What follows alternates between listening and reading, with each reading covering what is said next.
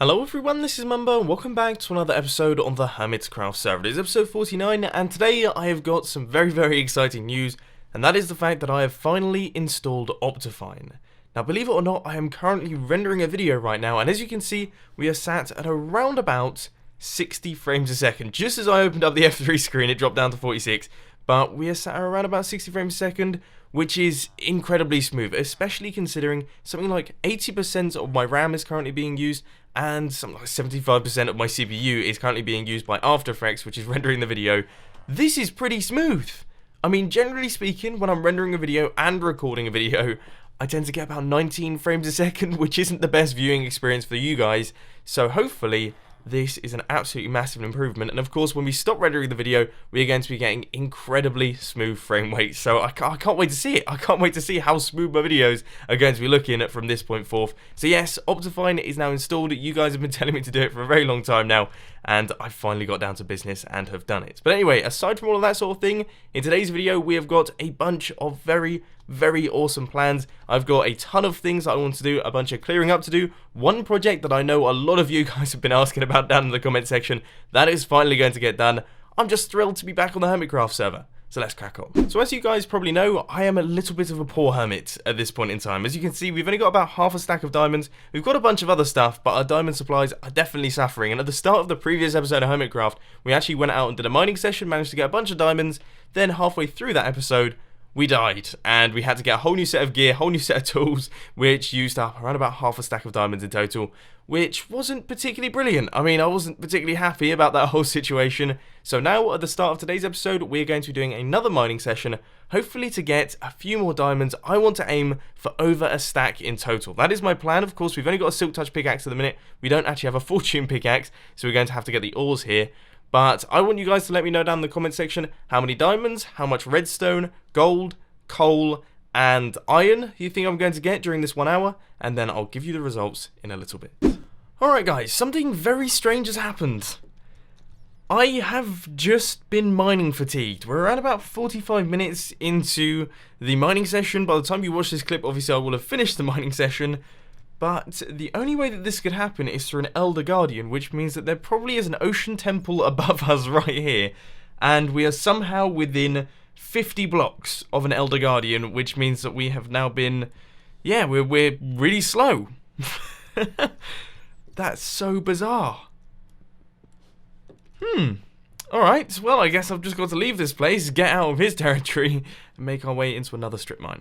So we have now returned back to the Mumbo-Jumbo RV, and this is what my current resource situation is looking like. So we got 26 diamond ore, which is pretty good going. Of course, when we fortune that, we'll be looking at around about a stack of diamonds from that. I would have thought around about maybe if we're lucky, but also a bunch of redstone ore. As you can see, we got a bunch of gold ore as well, which is pretty good despite the fact that we now have a massive gold farm on the server, and also just a ton of lapis and other bits and pieces, as well as a bunch of stone, because of course we now have a Silk Touch pickaxe. So that has gone wonderfully well. I am feeling hugely positive about that. Now what I'm going to do is quickly pop off to the end. I'm going to try my best to get a Fortune 3 pickaxe, and then we can actually mine all of this. So our first little enchantment today is the Silk Touch pickaxe. I wasn't expected to do this, but I saw it come up, and... why? That is... that's not particularly brilliant. Right, let's try our best for a Fortune 1. I just couldn't help myself. Fortune 3 pickaxe has been acquired from the Ender after a bunch of failed enchantments that you can see down at the bottom there. And as you can see from this little place right here, we have finally got over 1 stack of diamonds. Once again, we have 1 stack and 16, so a stack and a quarter, which is brilliant. That means that we've got plenty of diamonds to spend over at the Logfellas and any other shops in the shopping district, ready for all of the builds that we're going to be doing in the near future. But anyway, speaking of that sort of thing, I think it's about time that we got down to business and actually did a little bit of work on the server. And the first thing that we're going to be doing is a project that I've seen requested quite a bit down in the comment section, and that is to replace all of the blocks underneath my fences with red stained clay, because dirt and stone, well, it's really quite ugly, isn't it? To anyone who's confused as to what I'm on about, underneath each one of these sandstone pillars, it used to be that I would either have like stone or dirt, or in some cases a different type of hardened clay, or just whatever block happened to be under this block when I placed in my red band. Now this was pretty much everywhere. It was in all of the modules, behind all of the glass, Basically, it looked really very ugly, and everyone kept letting me know that down in the comment section. And finally, I have gone all the way round, and I have taken out all of the blocks. But by the look of things, you can't really see much of that because I'm currently on fire. But yes, these are the final two now, so everything should now be fixed up and looking about 100 times better. So we have redstone clay going right the way around like this, and yeah, that's a big improvement. Next up on our to-do list, I've actually added in a new part to our villager trading booth system. Now this is a redstone line that runs all the way across like this and up into our minecart dispenser circuit, so that we now have a manual villager request button as opposed to automatic villager retrieval. Okay, so originally we had like an automatic system that would pick up villagers from our villager breeder, and this worked well. Too well, in fact. It was picking up too many villagers and they were flooding into the system, basically causing massive queues and backups. Now what we have is a manual request. So what we can do is we can hit this button right here. That will actually request a villager. You will see he should pop out any second now and make his way around. He'll go into the system, and we can make sure that he actually drops down into the system before we request another villager. Now hopefully, fingers crossed, this should fix all of those awful backups that we're getting of hundreds upon hundreds of villagers up in this top system here. So as you can see, he's dropped down into the system. We hit the button again, we'll get another villager, and this is basically the way that I'm going to be doing it from this point forth. So now we can just grab these guys, check their trades. If we don't like them, we chuck them away, request another villager. You get the idea. You know what, guys? I think finally we actually have a working system right here. I mean, after all this time, this is probably been about 5, maybe 6 episodes. We have finally got this thing up and running. You hit the button, villager comes through. It doesn't seem to be getting stuck in this area right here. I mean, so far all of the villagers that we've actually got from the system have been terrible. We've got a bunch of armorers. We've got this one white coat, which could potentially be good at some point in the future. This guy right here is a fisherman. I thought it was going to be a farmer, but unfortunately it wasn't. But as you can see, they're making their way through just fine. They're not even getting stuck on the sign anymore. Good. He has managed to make it past. This is excellent. This is such good news. Finally, we have ourselves a working villager trading booth. I may have spoken a little bit too soon here because this guy's got stuck, but I'm going to see if this chap is going to nudge this guy along. So let's see. Are we going to have a collision that is actually useful right here? And we'll just eventually... Yes! That was amazing. That worked flawlessly, didn't it? Alright, so it looks like we do actually have a working system. It has like a few little kinks in it, but it seems to be functional. So now it is time to link this place up to the nether. It's been a long time coming. I never want to make that journey again. So let's do this. So this right here is going to be my new nether portal for my drone base. So this is the nether portal to the villager trading booth. This is up to the top, and of course I'm making it down on this level so that we can access it from the nether hub. So let's pop through and see if we make it to the correct location. We should, in theory. It's in exactly the same location as the other one, and yes, looks like we have. Now let's just pop on back through and see which nether portal we actually end up at. It's the top one. Okay, ladies and gentlemen, here comes the moment of truth. We're about to find out if the nether portal that we have constructed right here is going to link up to the one that we currently have in the nether. Now, I'm a little bit worried about this one because, of course, my maths is famously terrible in these sorts of situations. I always seem to get it wrong. So let's wait and see. We're in the nether portal. We are now in the nether, and this looks... That's correct. Okay, so we've actually gone through into the correct nether portal. That's fantastic. Let's see if we can make our way back through. Here comes the most important one, because of course if we can't do this, then we can't actually get to the trading booths. It actually worked. It's actually worked. And I've also removed the top nether portal, so that no longer exists, which means we're not going to be popping through to the top there. Let's see if we can make our way into the actual drone. We'll make sure that this nether portal is all correct. Hopefully it is. Nothing should have changed. Good stuff. I am finally getting better at linking things up to the nether. I was always very scared of that, and oh.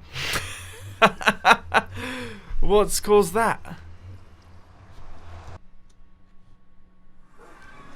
Well, I mean, I suppose we now have an easy way to get to full symmetry space. That is a bit frustrating though. Huh.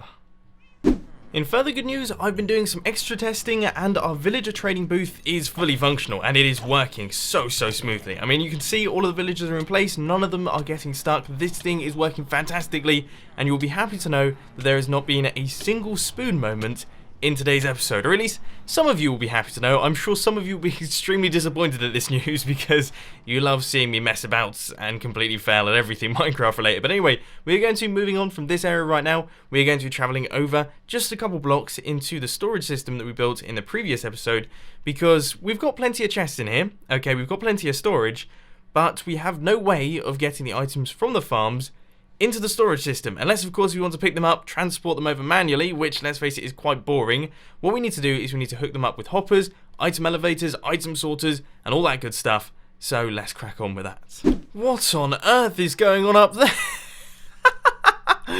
That is so creepy. That is literally the stuff of nightmares. That is all. Imagine seeing that at the end of your bed. Tango, mate. You need to calm it down. So, first things first, I've done a bunch of resource gathering. As you can see, we've got a bunch of oak wood, we've got some stone, we've got some iron, some quartz, repeaters, redstone, and all that sort of thing to make all of the hoppers to connect these things up.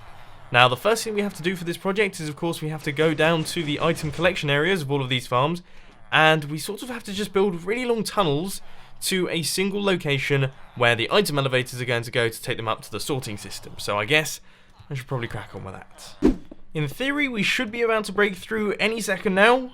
Just making our way through this tunnel right here, and we should pop through into an opening right there. So this is where the item elevator is going to be going.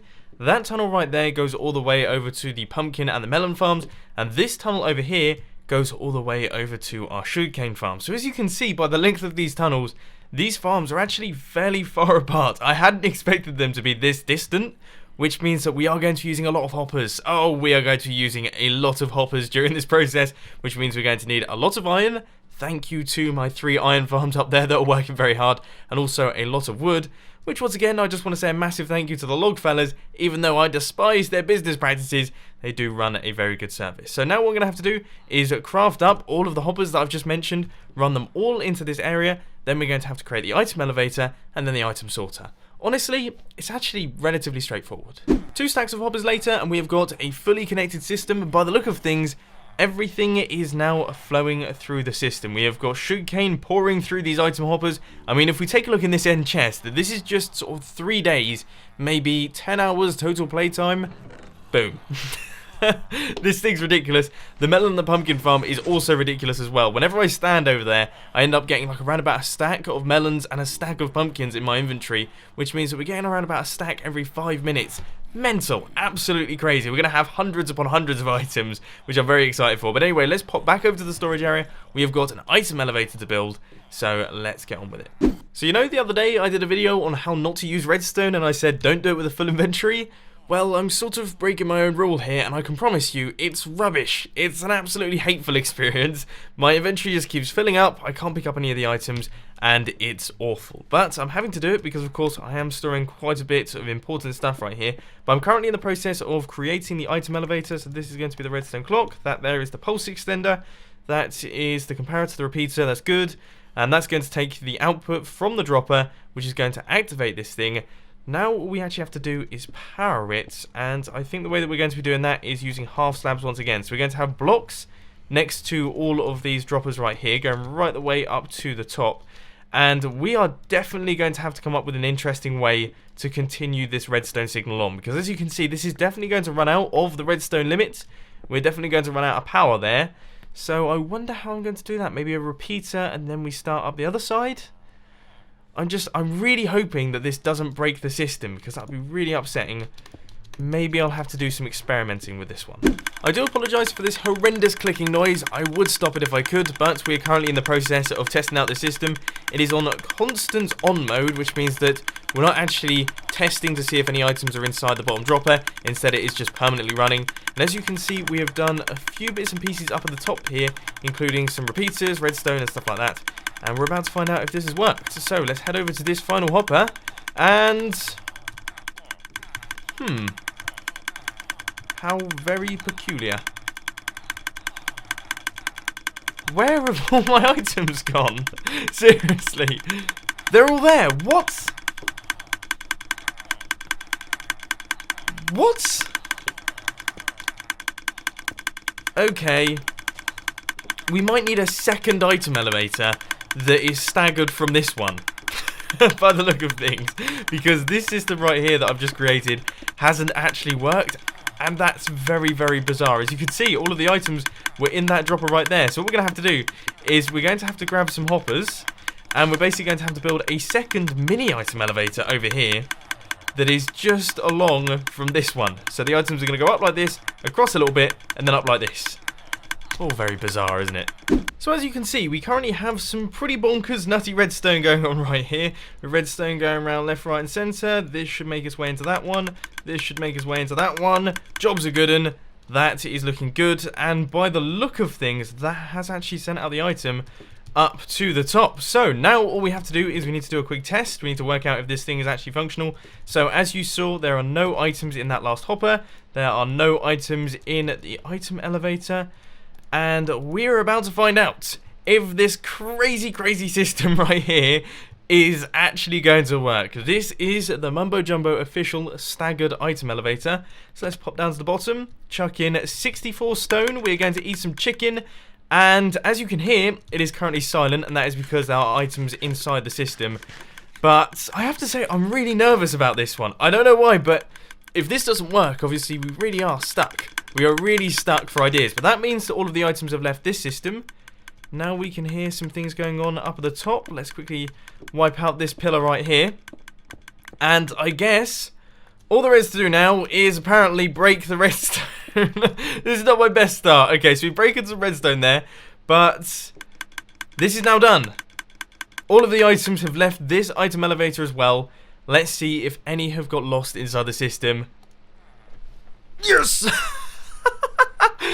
Yes, this crazy redstone contraption actually worked. It actually worked. Oh my word.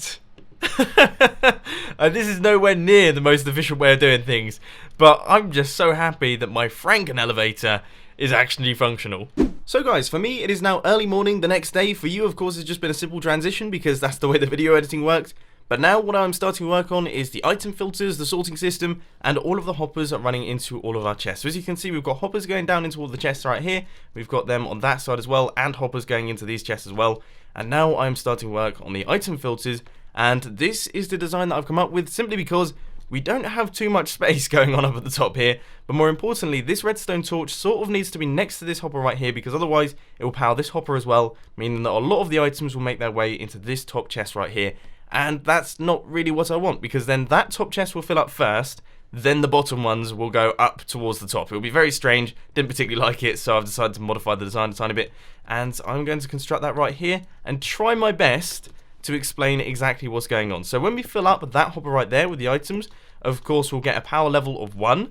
As you guys know, that's pretty much how these item sorters work. So we'll get a power level of 1 right here. That'll power this redstone. Then when another item comes through and goes through the hopper, we'll get a power level of 2, which will then unpower this redstone torch, which will then unpower this hopper, which is going to be running into this hopper string, which allows the items from this hopper to drop down into this hopper string. That's basically how an item sorter works. I hope that that made sense. If it didn't, I do apologise, it's early morning. So now what I've done is I've renamed a bunch of items to put through into our item sorting system. So as you can see, this one's got a bit of an interesting name on it, and hopefully no items of that name will be travelling through the system, which means that we can use them in the item filters. So let's just pop on through into the maintenance hatch, and this will actually finish everything up. This will be our full system in place for our melon, pumpkin, and sugarcane farm. So what we need to do is we need to go down to the bottom, we need to pick up a few items. Let's quickly do that from this hopper right here. I think there should be, yeah, we've got some melons and we've got some pumpkins as well. What can we throw out? I'd say 2 stone blocks right there, and we also need some sugarcane as well. So let's quickly grab that from this system, get out of there, and pop up to the top, chuck these things into the item sorter, and then we'll be good to go. Okay, here comes the moment of truth. We're about to see if this system is actually fully functional. I'm very nervous because this thing is pretty bodged, I have to say, but here goes. Hopper is now in place, items are now flowing through into the system. We have got a horrendous ticking noise, which is definitely a good sign. Oh, let's wait and find out. Now, I have to say the sugarcane farm has been deactivated because it was causing a little bit of lag. So that's currently not on, but there should be enough of it backed up in the system to go through into our hoppers. And yes, I am seeing it travel through. Are we going to see it travel through into... Yes, the sorter is working. This is good. This is seriously good. This is seriously good. Right, let's pop out onto the other side. And let's take a look inside the chest to see if the items are going into their correct locations. So we have a little bit of sandstone there, that's from earlier. We've got 13 melons, we've got 14 pumpkins, and we have got some sugarcane coming through. This is excellent news. This is absolutely fantastic news. This thing is actually working. We have managed to build that in today's episode. I am super chuffed. I'm actually going to reactivate the farm now, going to do a little bit of AFKing, but unfortunately, that is all I've got time for today. Oh, I got scared then. I stopped hearing the ticking noise and I was like, surely that's not all the items done. But no, we just walked out of earshot. Good. Phew. That got my heart going. But yes, as I was saying, unfortunately, that is all I've got time for today. I hope you enjoyed this video. If you did, be sure to hit that like button. And if you really loved it, then make sure to subscribe. But thanks for watching, guys. This has been Mumbo, and I'm out. I'll see you later.